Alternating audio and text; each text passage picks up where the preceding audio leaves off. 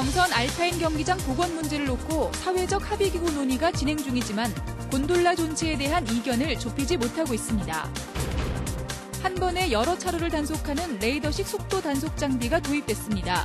경찰은 장점이 많은 레이더식 장비를 확대할 계획입니다.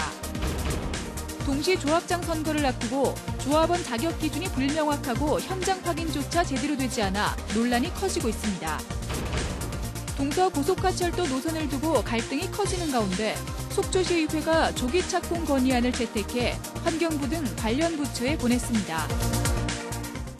시청자 여러분 안녕하십니까? 뉴스데스크 강원입니다. 정선 가리왕산 알파인 경기장의 복원과 시설 존치 문제를 놓고 사회적 합의기구 구성을 위한 논의가 진행되고 있습니다. 그런데 쟁점인 곤돌라 시설 활용과 경제성에 대한 의견이 크게 엇갈리고 있습니다. 홍한표 기자가 보도합니다. 정선 알파인 경기장 정상까지 이어지는 곤돌라 시설입니다. 산림청과 환경단체는 경제성이 없다며 시설을 모두 철거하고 전면 복원을 계속 주장하고 있습니다. 한 20km인가 그 안에 그 어떤 일할 시설도 없는데 사람들이 거기서 곤돌라 하나 타려고 거기까지 간다는 건 말이 안 되잖아요. 그걸 토대를 해가지고 강원도가 사후 활용 계획이 없다고 냈었던 거죠. 정선구는 곤돌라를 활용하면 철거 비용이 들지 않고 오히려 장점이 많다며 전면 복원에 반대하고 있습니다. 정선구는 지역 관광 인프라 확충, 지역 경제 활성화를 위해서라도 곤돌라를 반드시 존치해야 한다는 입장입니다. 강원도와 정선구는 곤돌라를 올림픽 유산으로 남겨 생태 교육 시설 등으로 활용할 계획입니다. 주변 연계 관광에 도움이 되는 그런 시너지 효과를 감안한다고 하면은 거기서 일자리 창출하고 지역 경제의 어떤 그 기폭제가 될 수 있는 그런 것까지 감안하면 충분히 사업성은 있다고 저희들은. 전국에 운영 중인 24개 관광용 케이블카에 대한 최근 수익 분석은 어렵지만 취재 결과 부산과 여수, 통영, 서울, 남산 등은 지난해 100만 명 이상 탑승했습니다. 설악산 케이블카는 70만 명이 찾았고 최근 건설된 삼척 해상 케이블카는 관광객 46만 명에 15억 원가량의 이익을 냈습니다. 정선구는 한 해 관광객 500만 명의 5%인 25만 명만 곤돌라를 찾아도 수지 타산에 맞출 수 있다며 활용을 촉구하고 있습니다. MBC 뉴스 홍한표입니다. 새로운 방식으로 차량의 속도 위반을 단속하는 레이더식 단속 장비가 도입됐습니다. 도로에 내장된 센서로 단속하는 기존 장비와 달리 한 번에 여러 차로를 단속하는 방식이어서 효과적인 단속이 기대됩니다. 이용 기자가 보도합니다. 국도 7호선 강릉시 정동진 교차로입니다. 과속 단속 카메라 옆에 또 다른 장비가 설치돼 있습니다. 레이더로 여러 차로의 과속을 단속할 수 있는 레이더식 속도 측정기입니다. 최근 도내에 이런 레이더 과속 단속 장비 34대가 새로 설치됐습니다. 기존의 단속 카메라는 도로 바닥에 내장된 센서를 통해 차량의 속도를 측정하는 방식입니다. 이 때문에 갓길이나 센서가 깔리지 않은 주변 차로로 차량이 지나가면 단속이 어려운 문제점이 있었습니다.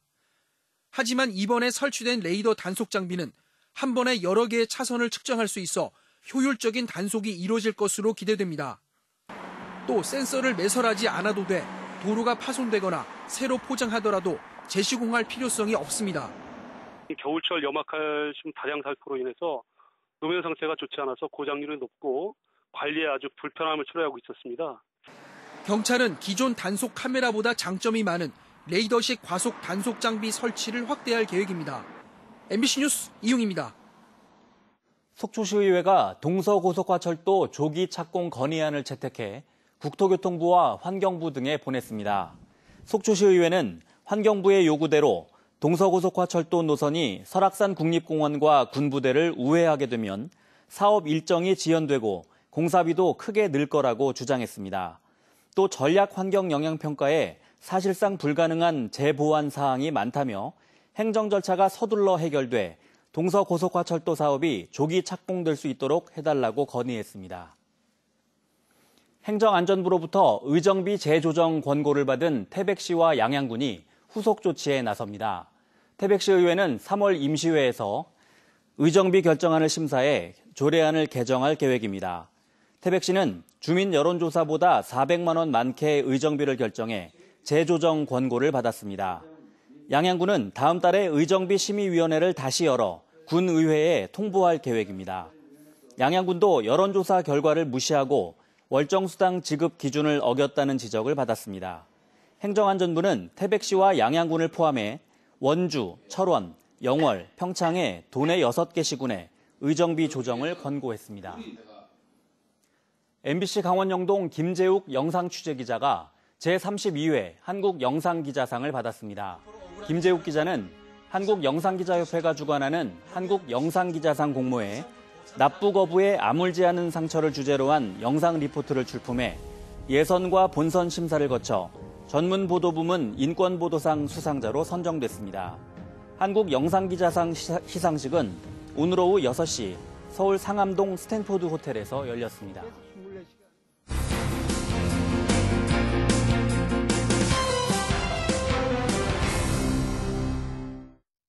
동시조합장 선거의 조합원 자격 논란은 수염만의 문제가 아닙니다.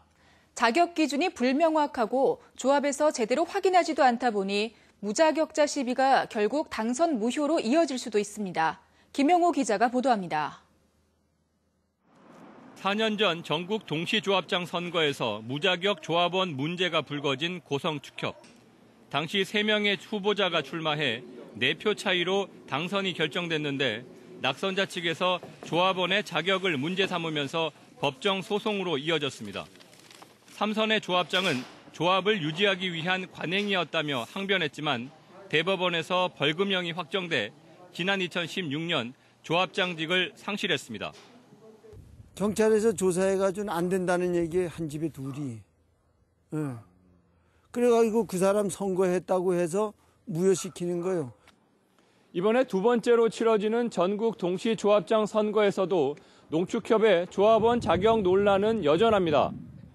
현재 조합원이 465명인 고성축협은 한 집에 2~3명의 조합원이 가입된 문제 때문에 100여 명이 자격 논란에 휩싸였습니다. 조합원 선거인 명부 확정이 얼마 안 남았기 때문에 세분화된 자료를 가지고 최종적으로 결정해서 조합원 자격 유무를 판단을 하는 걸로. 농업인은 1000제곱미터 이상의 토지에서 농사를 짓는 걸 증명하는 농지원부를 기준으로 자격이 부여됩니다. 하지만 농협 측에서 조합원이 계속 농사를 짓고 있는지를 확인하는 게 쉽지 않다 보니 조합원을 정리하기가 어렵습니다. 산림조합은 자격 기준이 느슨해 선거 때마다 조합원 가입이 급증하는 일까지 벌어지고 있습니다. 저기 농지원부 따로 있잖아요. 저기 농협 같은 경우. 따로 임원진을 이렇게 뭐 그냥 자격을 주는 데는 따로 없거든. 우리가 판단해서 그냥 뭐 행사 들어오면 따로 그게 기준이 뭐 없어. 많이 없어. 많이 와서 막작한데 안 되는 거 말이야. 청구 때문에 지금 작년부터 좋지. 현행법상 조합원 정비는 조합 자체적으로 해야 하는데 의지가 부족하면 어렵습니다. 정부 관련 부처도 무자격 조합원 해결에 소극적이긴 마찬가지입니다. 이 건에 대해서만 직접적인 어떤 적용하는 어떤 기준은 없지만 저희들이 이제 수요법에서 그 170조에서 이제 법령 위반에 대한 조치가 있거든요. 선거 법령에 관련된 부분, 그다음에 정관에 위반되는 부분 등에 대해서 당선 취소 등의 어떤 그런 부분도 할 수가 있거든요. 조합원들의 자격 문제가 여전히 논란거리로 남으면서 깨끗하고 공정한 선거를 치르겠다는 동시선거의 취지가 무색해지고 있습니다. MBC 뉴스 김영호입니다. 지난 15일 미세먼지법이 통과된 이후 처음으로 영서 지역에 비상저감 조치가 발령됐습니다. 공공기관과 행정기관 소속 임직원을 대상으로 차량 이부제가 의무적으로 시행됐지만 실효성이 없다는 지적입니다. 김상훈 기자가 보도합니다. 강원도청 앞입니다. 여기 보시면 오늘은 짝수 차량 운행하는 날이라고 돼 있는데요. 정말 그런지 직접 확인해 보겠습니다.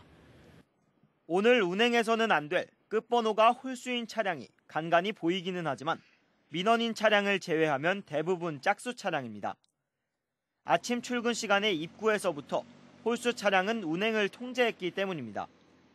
잘 지켜지고 있는 것일까? 도청 주차장이 아닌 주변 주차장을 둘러봤습니다. 도청 인근에 위치한 야외 주차장입니다. 강원도 마크가 부착돼 있는 차량을 비롯해 많은 홀수 차량이 여기에 주차돼 있습니다. 도청 관계자는 차량 이부제 첫날이라 많은 직원들이 혼선을 빚었다고 말합니다. 갑자기 시행을 하셔가지고 뭐 첫날이라가지고 저희가 단속을 해가지고 뭐 많이 들어가시진 않았는데 뭐 밖에다가 이제 주차를 유도를 했죠. 차량 이부제가 행정 공공기관 직원만 의무이고 민원인이나 민간 차량은 자율에 맡겨진 점도 미세먼지 저감 실효성에 의문이 제기됩니다. 또 서울에서 시행된 배출가스 5등급 차량 운행 제한도 따로 없었습니다. 도내 배출가스 5등급 차량은 모두 11만 3천여 대에 달하지만 아직 CCTV를 이용한 단속 시스템이 구축되지 않았기 때문입니다. 춘천시는 지금 미세먼지 저감 조치로 그 차량 이부제만 시행하고 나머지 그 외 것들은 서울시와 다른 건 하고 있질 않아요. 도민들은 마음 놓고 숨 쉴 수 있는 실질적인 미세먼지 대책을 바라고 있습니다. MBC 뉴스 김상훈입니다.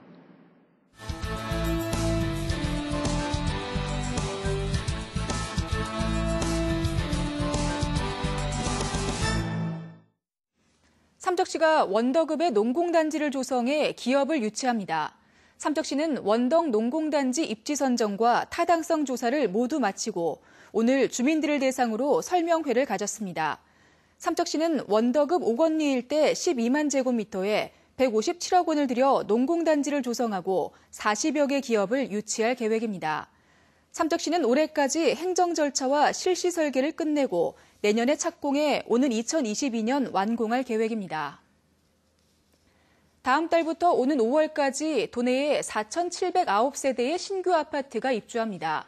국토교통부에 따르면 도내 신규 아파트 입주 물량은 원주 3,080세대, 강릉 928세대, 동해 260세대, 태백 202세대, 양양 190세대, 속초 49세대로 나타났습니다.